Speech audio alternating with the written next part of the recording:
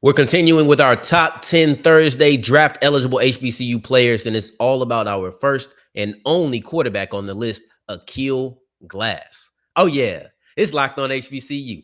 Play my music. You are Locked On HBCU, your daily podcast covering HBCU sports. Part of the Locked On Podcast Network, your team every day.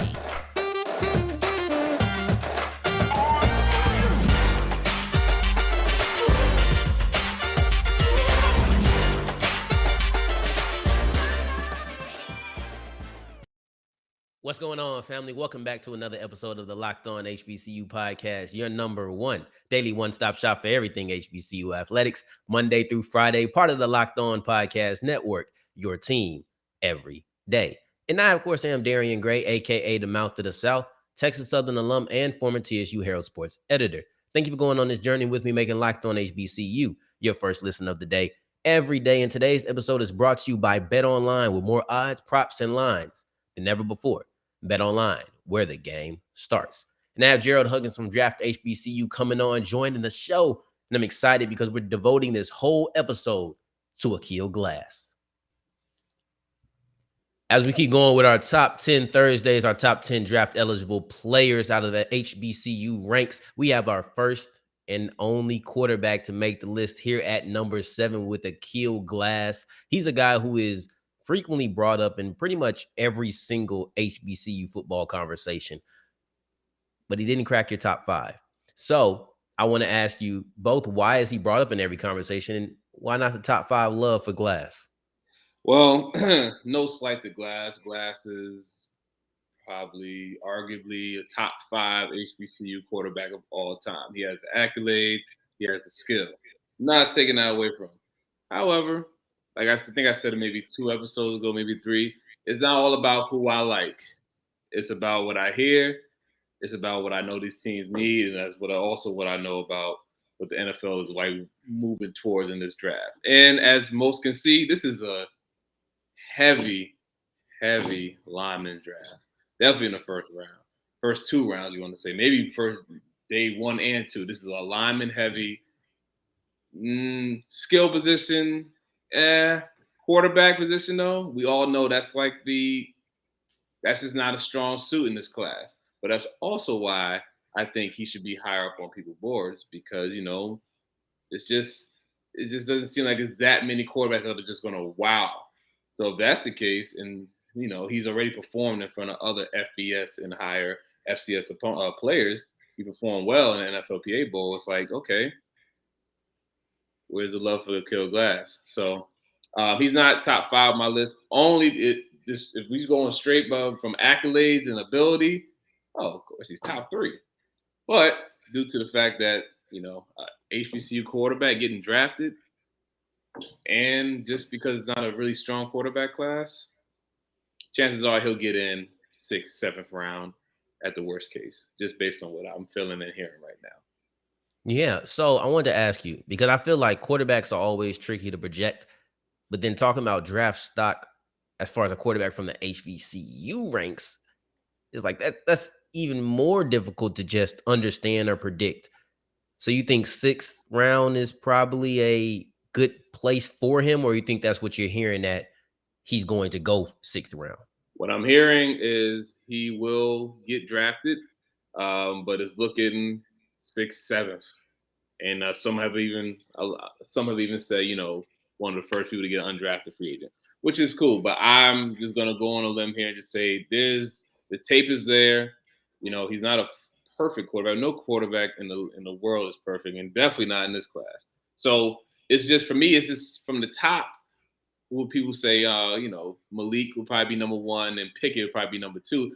But after that, everything seems pretty even to me. I mean, it's a toss-up. So what has Aqeel Glass done that he doesn't deserve to be in that conversation? Definitely after I watched the combine, I'm just like, you tell me he couldn't go out there and throw those balls? Like, he could give you 50, 60 air yards on the throw, without a doubt. I mean, I've even seen him throw 60 yards off the back foot. So, I mean, what are we talking about here? So, maybe it's just that little thing in the back of everybody's head, like, dang, we haven't drafted an HBCU quarterback in a while, and the one that should have been in the NFL, and I will repeat this to this day, and even Malik from Draft HBCU players said the same thing. Amir Hall deserved a shot to play in the NFL. That was one of the greatest quarterbacks I've ever seen. And he played a Bowie. I went to Virginia Union, so I saw him up close personally. So they can't mess this up. Okay? Now, they kind of made up for it by at least allowing Aqeel Glass to play significant downs in the NFLPA Bowl. Unlike when Amir Hall was in the postseason bowls, he got one drive. So maybe it's one of those, okay, this guy's literally one of the greatest FCS quarterbacks, not just HBCU, FCS quarterbacks of all time. Give him a shot. So that's 100%. I think he deserves it. And 2-time Black College Football Player of the Year, spring season, fall season, spring 21, fall 21, on fire. I'm gonna ask you straightforward: which season was better? Game for game, not talking. I know he didn't play the same amount of games in the spring as he did in the fall, but we just talking like pound for pound type situation. Which season is better, the spring 21 or the fall 21? I'm just gonna go with. I'm not gonna say the spring season didn't mean anything, because it definitely did. However, I wanted to see him go against teams when they had their fully loaded arsenal, and once we got to see that, I mean, he didn't play. I think he played well in this fall. I mean, some people said he had a drop off. I mean, I didn't see the drop there. And in the day, when it comes to the skill set, he has a good deep ball. He really does. He's a big play guy. He can throw the deep ball. He has to work on his intermediate routes. I mean, intermediate throws and stuff like that. But that's a young quarterback. There's not a lot of quarterbacks that are coming out that could just, that has that, how do I say, that consistent every down accuracy that people swear that they have. That comes with maturity. That comes with working with better coaching and et cetera. Not saying he didn't have great coaching at Alabama A&M, but more than likely he'll get better coaching when he goes to the next level. And he just needs to be in a system that works for him. And also one of the bigger knocks that him is that he likes to, when he gets pressured, he throws off his back foot a lot.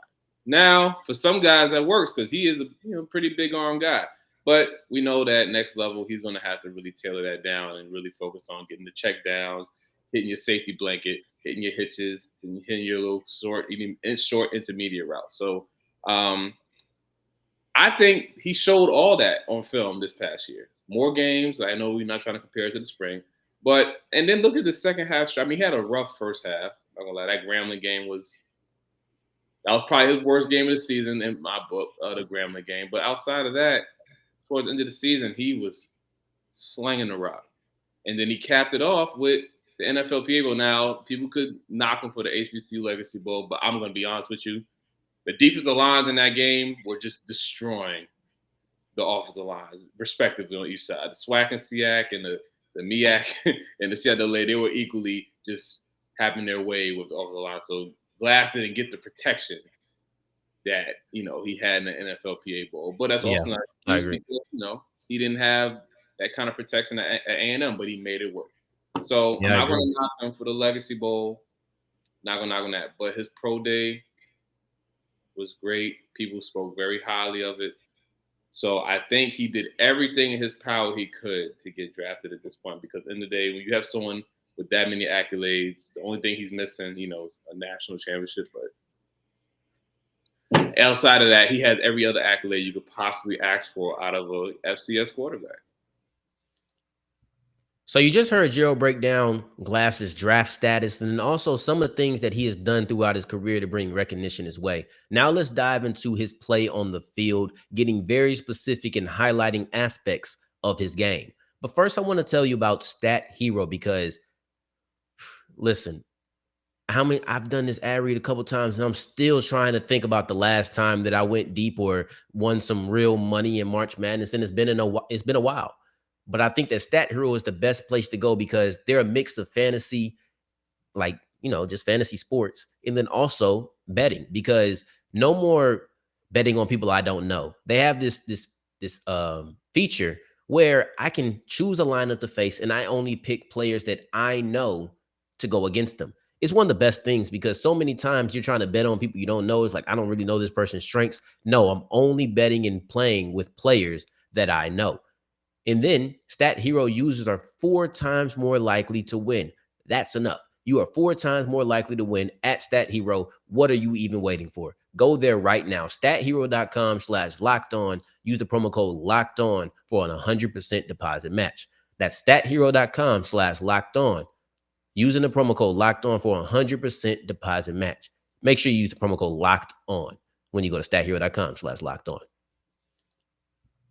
All right, so keep on rolling on today's episode of Locked On HBCU. Thank you for making us your first listen of the day every day. And make sure you're checking out the Bracket Breakdown show. It's right here on our YouTube page, and it's also on the podcast feed. So make sure you're checking that out. We're about to detail some of the specific aspects of Aqeel Glass's game that makes him so special. Yeah, let's get into his play on the field. 4-year starter, and we know he really popped. I think that's when he really jumped on everybody's radar in the spring 21 season. But looking back at his 4 years, did you see that coming? If you look at film, like, okay, this guy is, we see it. Or was it one of those things that just popped out on you and it's like, whoa, where did this come from? Oh no, this is. I've been watching him for a while, and this is it. This is the guy. He's been the best quarterback in HBCU football for majority of his career, to say the least. And that's not a knock on anybody else. It's just that, he's shown it's consistent. You know what I'm saying? He's been the 3,000-yard passer. He's been multiple touchdowns in a game. He had multi-touchdown games before. He can run the ball if he needs to. But this is a pocket guy. The knock on a lot of quarterbacks from HBCUs that they're not the best pocket quarterbacks. But this guy is a pocket quarterback that can run. So I know there's been a knock on his ability to stay in the pocket. I get that. He throws his back foot. We already know that. However, he'll stand in the pocket and deliver deep throws with accuracy that look really good, and it pops up on film. So, and it worked with his scheme. So, like I said, next level, he'll have to be in a scheme that works. So you can't just insert him into every scheme and just think he's going to be one of those. But at the end of the day, most quarterbacks, for the most part, are system guys anyway. Yes. That's just, yes. Think of it. Lamar, he's a system. His system is different from Brady's, but it's a system. Same thing with Mahomes and Allen, and it just go on and so forth. So he needs a certain system that's going to cater to him, and that's what Alabama A&M has done for him. In the past 3 years, it's shown that, hey, I am the baddest, not only quarterback, one of the baddest offensive players to step foot in HBCU football in the past, maybe 10, 15 years. The most electrifying, accomplished guy before him, you could argue, was Tariq. And that's just, Tariq was way more flashy and was just exciting to see.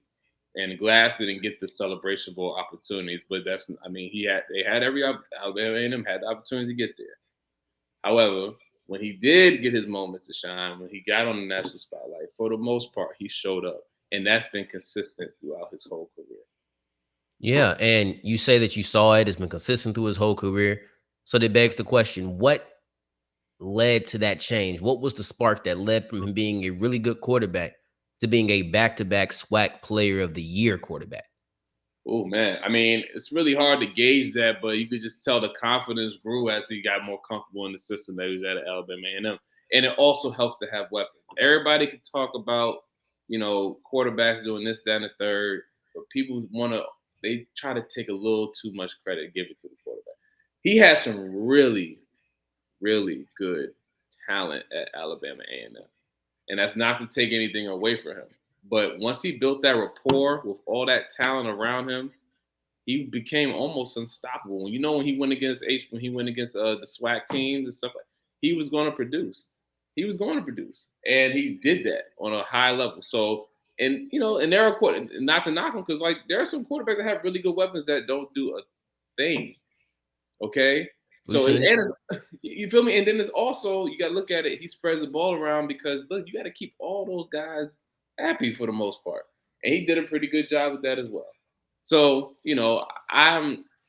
you could just tell the confidence grew, and then like he started feeling like the man. He started really embracing that role of like, yo, I'm like one of the baddest dudes out here. Like, I mean, you got to put me up there with Bruce Eugene. You got to put me up there with Steve McNair. You got to put me in there, at least in the conversation, because you know the numbers show that he's, at least numbers wise, in the accolades, he's that guy. And you could see the confidence that grew over time, the past 3 years. So we've talked about him being a 4-year starter and how you can see that guy and the change that has happened from it and all of these great things and how he's a phenomenal player. So I have to ask the question, if you're looking for one game, one singular game throughout his career, what is the essential Aqeel Glass game tape? If you want to see Aqeel Glass at his best, as probably the best you're going to see him, I need you to go look up the game against South Carolina State this year. I believe it was the first game of the year. I believe it was September 4th or something like that. He threw for 400 yards. I believe he was over. I think he was over 60% passing, and he had 4 touchdowns versus a very, very formidable South Carolina State defense, as we know, because this is when South Carolina State defense was healthy. You know, South Carolina State, they had their injuries and stuff like that throughout the year. And then once they got somewhat healthy towards the end, you saw what they did to Jackson State in the Celebration Bowl. So he cut through them. I think the score was like 42 to 40 or 42 to 41 to put 42 points on the South Carolina State defense. And I believe they were at South Carolina State. If I'm not mistaken, I could be wrong. I believe they're at South Carolina State. So that's big. That's big time. I think they were. Yeah, I believe they were. Yeah, they went to Orangeburg. It's not the easiest place to play. It's hot. Family's from Orangeburg. It's a different type of heat there. Lovely place. Lovely place though, but it's hot. So he went there and he just cut up a very, very, very good, very disciplined, Buddy Poe defense. And I mean, he had every throw. I mean, he had the short throws, he had the medium throws, he was throwing the hits, he was throwing the digs, he was throwing the 9 routes, he was throwing everything. Swing passes, led the team. I mean, he was just leading his team. And it's just like, that's the game. Like, okay, that's the game. Oh, yeah, and just to cap it off, he had a rushing touchdown too. So, I mean, hey, he had 5 total touchdowns. No interceptions, no turnovers, over 60% completion. That's Aqeel Glass. That game right there. Check that game out on YouTube. I'm sure they have it on YouTube. Probably Cut Day Sports has it. Check that game out. You just heard a phenomenal breakdown of Glass's transition as a 4-year starter, building up into what made him a back-to-back SWAC Player of the Year. Now going forward, we're going to talk about his post-Alabama A&M career. What has he done in the time since he stopped playing for the Bulldogs in the NFLPA Bowl and things of that nature? But first, I want to tell you about our friends at Built Bar, because I had somebody try Built Bar just earlier this week. I said, look, I stand on blueberry muffin. Blueberry muffin is my favorite flavor. And if you try it, I guarantee that you're going to like it as well. I wasn't wrong. They liked it. It was the delicious flavor. And I have another fan. I made another Built Bar fan. I met one last week. I made a fan this week. We on a roll over here at Built Bar. They have so many benefits. They have 17 grams of protein while only having 4 grams of sugar and 4 net carbs. And that goes the same for the Built Bar Puffs. Now, if you don't know the Built Bar Puffs, make sure you get to know them. It's covered in chocolate, just like the regular Built Bar, but it has marshmallow. Now, I don't think you should be covered in chocolate with all these health benefits. I don't think you should have marshmallow with all these health benefits. But I for sure don't think you should be covered in chocolate or have marshmallows covered in chocolate with 17 grams of protein and only 4 grams of net carbs and 4 grams of sugar. It doesn't make any sense, but it's something that you need to have in your life. Trust me. Visit built.com, choose a flavor that suits you, whatever you want it to be, because there's not a flavor that you won't find that you find tasty. I promise you that. Just go to built.com and use the promo code LOCKED15 for 15% off your offer. I'd also like to tell you about Run Your Pool, because it's March Madness. We're here. We're in the building. It is March Madness time.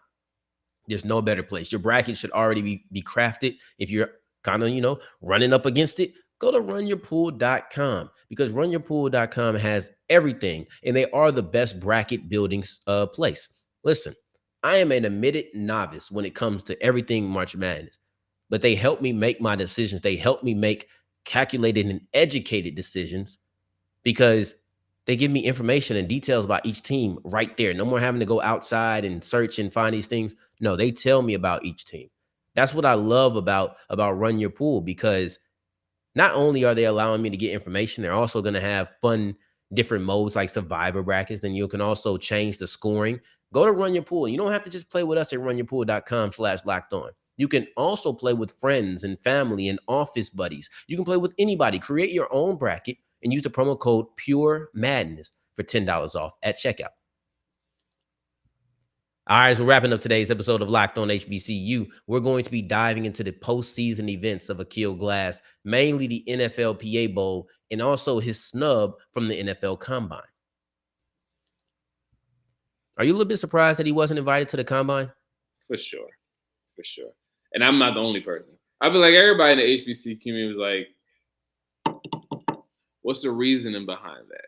You know what I'm saying? I mean, you literally have probably a top 3, top 5, whatever, FCS quarterback who gets an invite to the NFLPA Bowl. Probably has the best showing out of all the quarterbacks at the NFLPA Bowl. But yet, no combine invite. Now, call a spade a spade. The 4 guys that got selected, that's what I'm saying. Like, those 4, they may go before Glass. So, I mean, that's just, those are the 4 guys that people are like solidified. Like, those 4 guys are going to play at the next level. And, well, we all watched it. Yeah, I can see, they can see why. So that's probably from the NFL's point of view. They're probably like, well, it's just some question marks, and the quarterback class isn't that deep. So if it's not that deep, why are we not putting arguably one of the best FCS quarterbacks in it? I mean, in comparison to, the guys there, they did fine, considering. But you telling me that Aqeel Glass couldn't throw on some shorts and a shirt and throw to some of these receivers? There's no way. So, am I surprised? Yes and no, because I feel like they probably overthought it. They do that all the time. They overthink. Just put them in. It's not going to hurt you to put him in. Now, if you want to squeeze, I love Pootie. You know what I'm saying? You want to squeeze Pootie in there, I can see how people be like, even though Pootie had a really good year, a really good couple years, but it's the best black college quarterback we had in a long time. So, got to put him in. Yeah, and speaking of it, I don't think he's this athletic guy, right? I think that he is a guy who could have went out there and absolutely slang the rock to all of the wide receivers and showcased his ability. But when he went to his pro day, people fall in love with the RAS score. We talked about it here. His RAS score wasn't great as far as just being an athlete. But with his style of play, do you really put much stock into his combine-esque, his pro day numbers? Not really, because I think he's a pocket quarterback. So I think people should compare him to other pocket quarterbacks. Can he run? Sure. Without a doubt. I mean, it's probably not the best example, but Mahomes isn't a freak athlete. He's a good athlete. You know what I'm saying? I mean, I think he ran a 4.8. But when you're on the field, he's like, nobody can touch this guy when he's scrambling. So, and I think just throw an HBCU guy out there. I believe Darius Leonard ran like a 4.8 or high 4.7 at the NFL Combo, something like that. Look at him on the field. Look at him on the field. You're not really running away from the guy. So, listen, I love the combine. It's good to see. But when it comes to quarterbacks, can you throw the ball? You know what I'm saying? Can you show the ability to hit every throw in the route tree with accuracy and not getting your players killed, your receivers killed, okay? And I believe he can do that. And definitely, we just going to compare it to the guys who went over him. They're not that much better than him. They're just not. So, I know people fell in love with Malik's arm. Love it. Know everybody's talking about Pickett's smaller hands. Who cares? And I think the guy from Cincinnati, I think he ran a pretty good 40. Ritter. But outside of those, I think those are the people's top three. But you can't tell me Glasses. You can't throw them right next to him side by side and look at them throw the rock, and you can say he's that much better. They're that much better than him. It's just you can't do it. Now, I'll like to speak with somebody. I'll have to speak with some more scouts, but it doesn't seem like anybody hates Glass. It's just one of those things where they just seem to like, well, he is an HBCU quarterback, so you just never know. But we'll give him a shot. Give him the NFLPA Bowl. Give him another shot. So we'll see. But as of right now, I think you gotta squeeze him into the draft. You gotta squeeze him because he's just that good. And what was your greatest takeaway from his NFLPA Bowl? We referenced it a couple of times throughout the show, but we never really dove into it much. What was your biggest takeaway from Glass's performance at the NFLPA Bowl? He was getting pressured, and he wasn't throwing off his back foot. That's the one thing that's the knock on him. And I was like, okay, chances are he may get a little pressure. I just want to see how he's going to act when he gets pressure. I want to see how he looks when he's rolling out any play actions. I want to see how he looks on those out routes. Out routes are critical because you need the arm strength to get it there. Definitely those deep out routes. And he showed that he could throw the ball down the field like we already know. And he could do the short intermediate stuff like we were, wondering. And then he had the medium throw. So his coach gave him the opportunity to throw different routes, throw the different routes and throw different angles and throw different distances down the field. So that also helped. I mean, having his OC there was beautiful for him because he knows who knows him best. So that's why I said his situation has to be someone that was willing. Like when he goes to the next level, if they're going to play him, he has to be able to be in a situation where a coach is like, okay, this is what we're going to scheme up just for you kind of situation. And does that really happen with a 7th-round quarterback? Probably not. But you can't tell me he can't walk over to the Pittsburgh Steelers camp and not give them a run for their money considering what they got there. No offense to Brother Haskins and oh God, what's that? I can't even think of the guy's name right Big now. Mitch. There we go. You can't tell me the Colts can't just give him a shot. The Colts, yeah, an opportunity to develop. I'm not saying he's going to be a day one starter. Nobody's saying that. But give this man a shot. Just give him a shot. He showed in the NFLPA Bowl once again. I think we were talking about this might have been one of our first interactions. I was like, just look like you belong. And he did that. He looked exactly like he belonged. So I think he solidified himself once again as one of the top HBCU prospects to get drafted. No, he did not make my top 5, but that's just due to how the draft is falling and just such a heavy pass rusher, offensive lineman, skill position draft. The quarterbacks are a little bit more of an afterthought. But, this is the NFL. So someone's going to reach for Kenny Pickett. Someone's going to reach for Malik. So here we are. Yeah, we're creeping closer and closer to our top 5. I can't wait till we get into the top 5 part of it, especially the top 4, just so we can see the order of those 4 guys. I know it. I can't wait for you to be able to hear it as well. Gerald Huggins, Draft HBCU. I appreciate you coming on with us, my guy. All love, man. Appreciate you. All right, you just heard Gerald break down everything Aqeel Glass. They talked about his draft stock. He talked about his play on the field, talked about the accolades that he has earned and his development as a player, so many things. And I felt like the quarterback position was so special that having the only quarterback on the list, he deserved his own episode. It had to be special, just like the position is. And those type of moments and these type of breakdowns from not just Gerald, but also myself going forward are the reasons you should continue to make Locked On HBCU your first listen of the day. Every day. In tomorrow's episode, we're going to be diving into Jackson State's first-round matchup versus LSU. For your second listen of the day, make sure you're checking out Locked On NFL Draft with former NFL and AFL cornerback Eric Crocker and Ryan Tracy. They're going to be giving you everything that you need to know for the big event in April. The NFL has been crazy for free agency. Promise you the draft is not a step down. And in the meantime, in between time, you can find me on that blue app, that bird. Yes, Twitter. I finally messed up on the points, but it's okay. You can find me on that blue app, that bird, yes, Twitter, at South Exclusives. Until the next time that we hear each other, family, take care, stay blessed. Peace.